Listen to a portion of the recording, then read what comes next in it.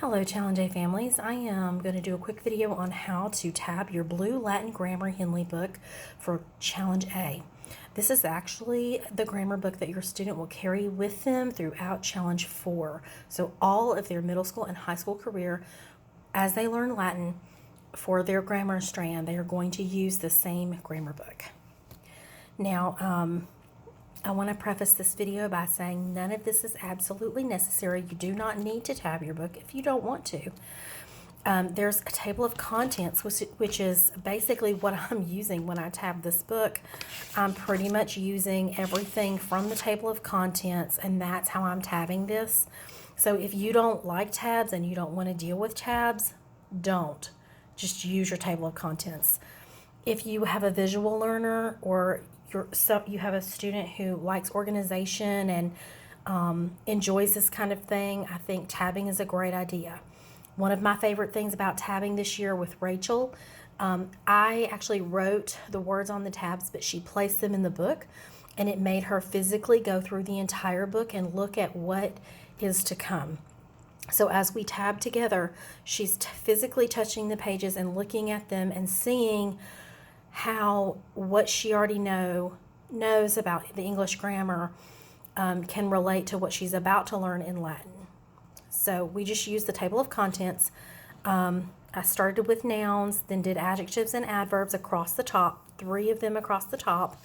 And then lastly, across the top, I did pronouns. And I just wanted to kind of separate everything else from verbs, and that's why I did those across the top and started with my verbs on the side, because verbs are a little bit more intense and they have a lot more information about them, so I wanted to separate them that way.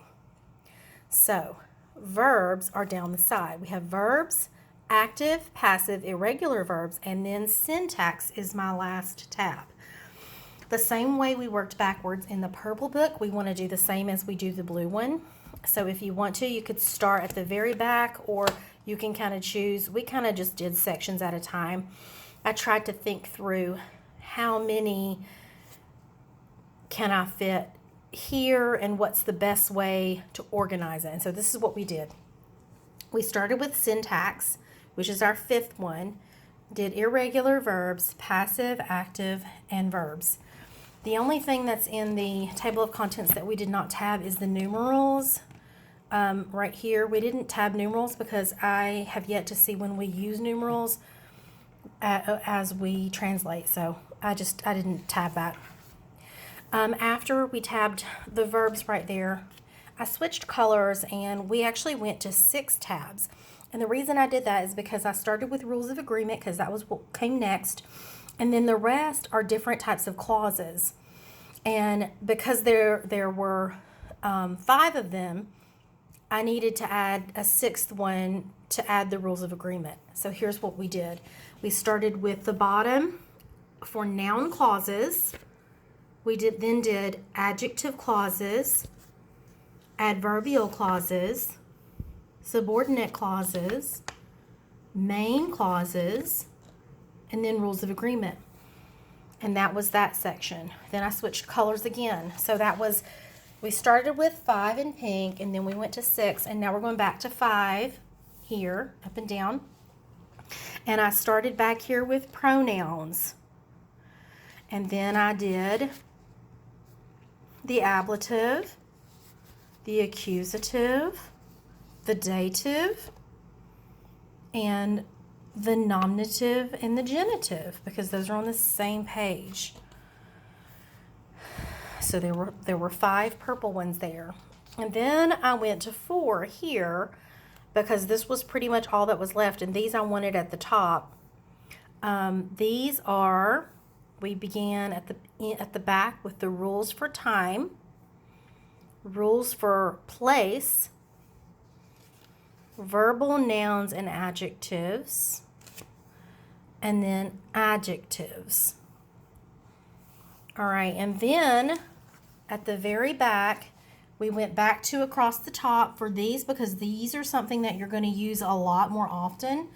And quite honestly, the last 2 sets you aren't going to use, or at least the last set, you're not going to use that much in Challenge A.